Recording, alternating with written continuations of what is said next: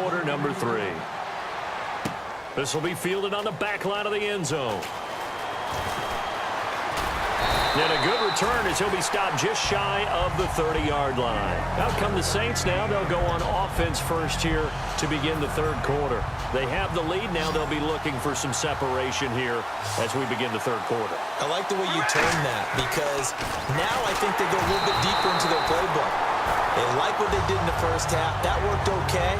But in order to get the separation that you just talked about, change things up a little bit. Change your tendencies, try and hit them a little bit more with some things they didn't see in the first half. Let's see if they do just that. And this one complete to Witten over the middle. And they'll get 9 there as that sets them up better for third down. That throw has to be a quarterback's dream, doesn't it? Big tight end, curling in the middle of the field, so it's great sight lines for him. And when they show their numbers back to the quarterback, when they sit down right there, that should be pitch and catch. A nice pick up there, 10 yards, and it'll move the sticks. And the offense lining up 1st and 10. I know many people like to throw to the tight end, maybe in a little flexed out position because he creates mismatches with his size. The slot receivers do the same thing with their quickness, their speed, and their route running savvy. He goes for 18 there as the drive will continue. And a good quarterback facing zone coverage. If he has just a little bit of time to survey the scene, that's what's going to happen. No doubt about it. If there's no pressure, he's going to continue to pick them apart because he'll have all that time to find someone open downfield. You can only cover for so long. So maybe they want to go to a zone blitz scheme, get a little bit more pressure. Remember when Carolina did that against Denver? They lost the game ultimately. They dropped the defense.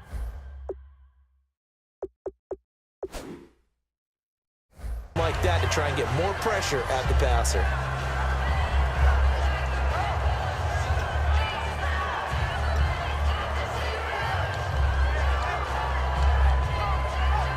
Ten yards still left on 2nd down.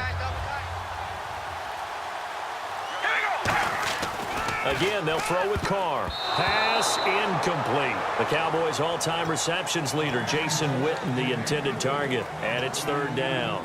But sometimes you just have to take things into your own hands, don't you? I mean, the offense is really struggling in this game. They're the ones keeping things going. They have to continue to play at that level. Throwing his Carr on 3rd down. And he goes down. It's a Patriot sack. David Irving in there to drop him for a loss of 10. And it'll be 4th and long.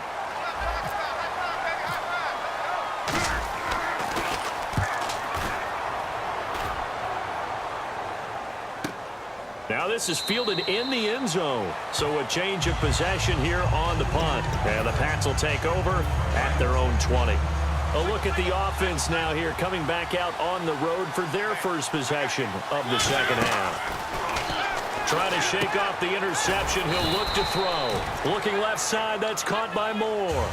Give him 2 yards on that play, and it'll make it 2nd down. The goal of a wide receiver screen is get enough blockers in front to create a wall and let him pick his spot to run the football. How about the defense there, swarming to it and not allowing that to happen? Did not let him get downfield.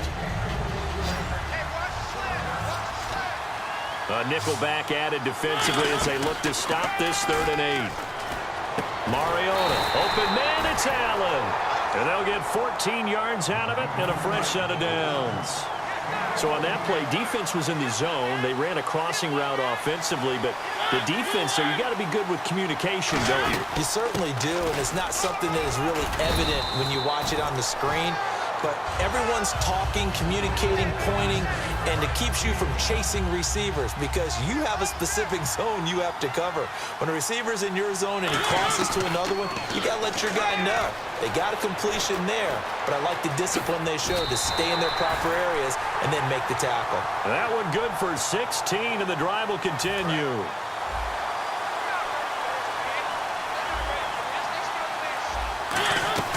They'll run it now out of the gun. They find some open field here. And able to break one tackle, but then quickly brought down. But a nice little gain. This drive is turning into an extended one, and the guy carrying the ball, he's becoming more like a body blows guy. Every carry is putting some damage on the defense. So after a while, I'm not too sure how many guys are going to want to run up and tackle him. And inside the 20 before he's brought down. I thought guys that were over 30 weren't supposed to run the football this well in the National Football League. How about that veteran leadership? A big-time run. It comes, and he lost the football. Mariota had it jarred loose. And fortunately for him, he's able to get it back, but it will be a loss on the play. The fumble, but they're able to maintain possession. Now it's second down. Second down, Mariota. Finding time. Now he's forced out left. And he'll get him inside the 15 down to the 14-yard line. Give him 10 yards on the pickup, and that'll lead here to a third down. Partner was a definite passing down, but he was able to leak out and pick up some good yardage, even though the coverage was excellent. Maybe it's not exactly how they drew it up, but he still got a big chunk of yardage on second down. They'll run it now out of the gun. And he'll get it here to the 10-yard line. One score down. Here we go. They're going to go for it here on fourth down. This team doesn't mind running the ball in any situation, and I thought he was going to get the first down the way the play developed, but the defense closed in and stopped him just about a yard short. And he won't have the touchdown, but he will have the first down as he's tackled at the 2. And now the Saints are going to take a timeout on defense. It's just their first. They'll be down to 2 remaining as we step aside here in the fourth quarter.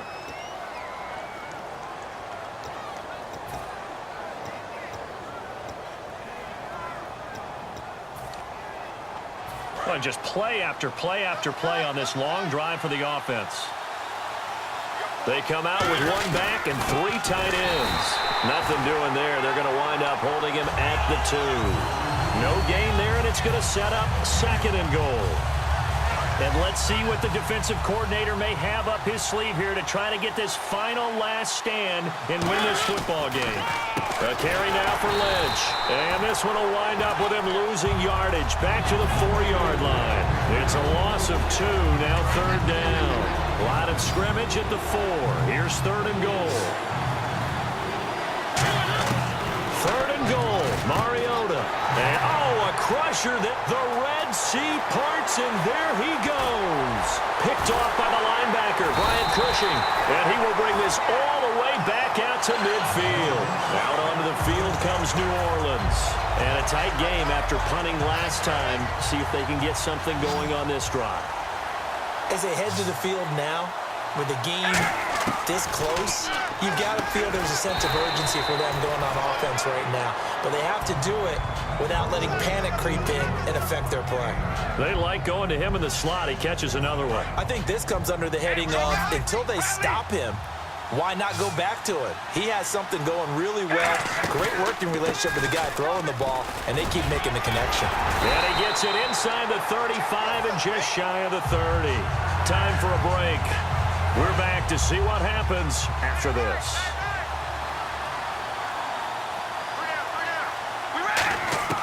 On first down, Carr. And this is caught by Witten, the tight end.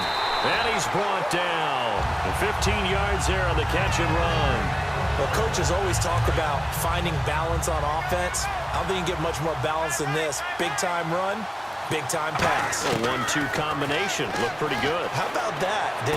Let's see if they can continue to take that kind of a punch, though. Give him 9 there on the first down completion.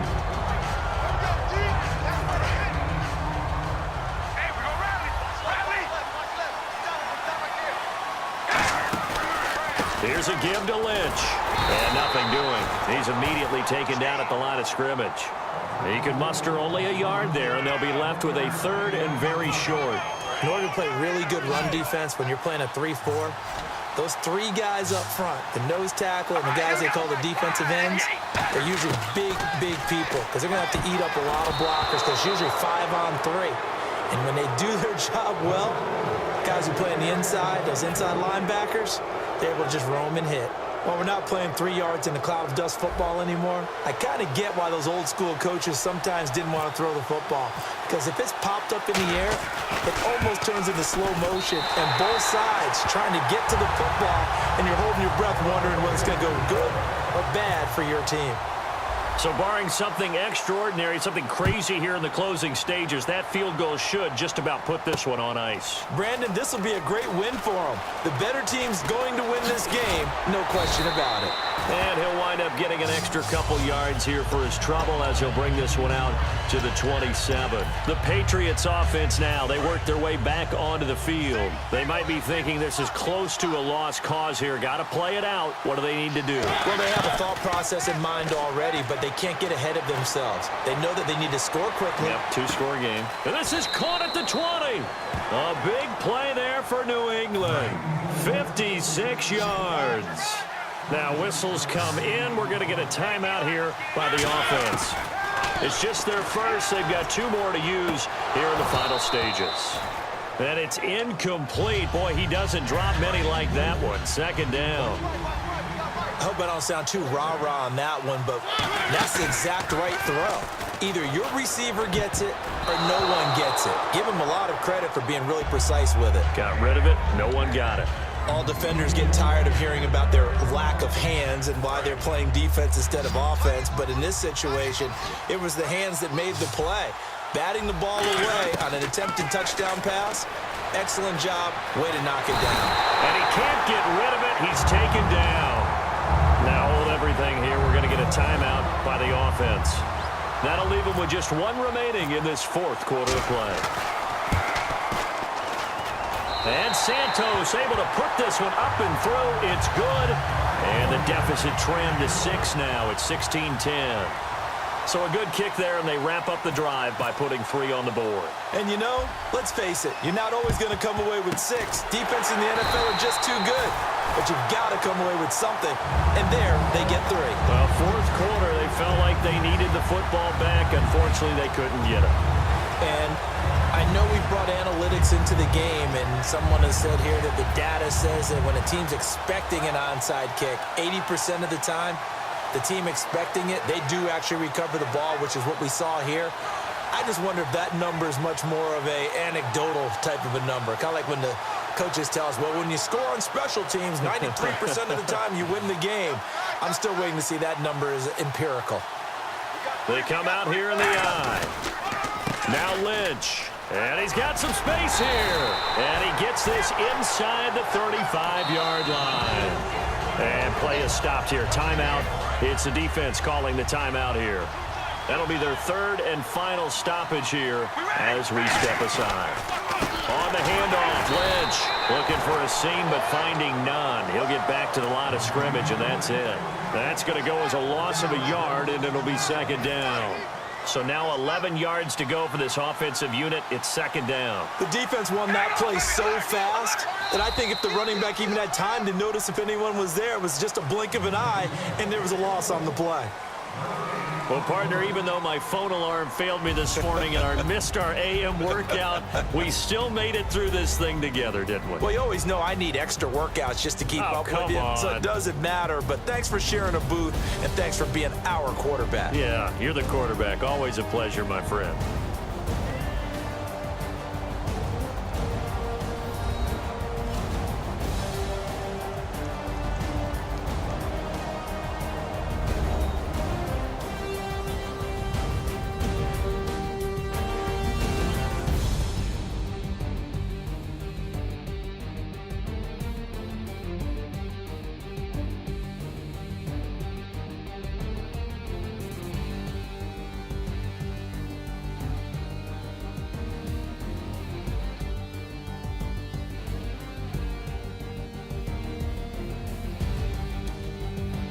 That'll do it from here for Charles Davis and all our crew. I'm Brandon Gaudin. You've been watching Draft Champions here on EA Sports. For more, head on over to easports.com.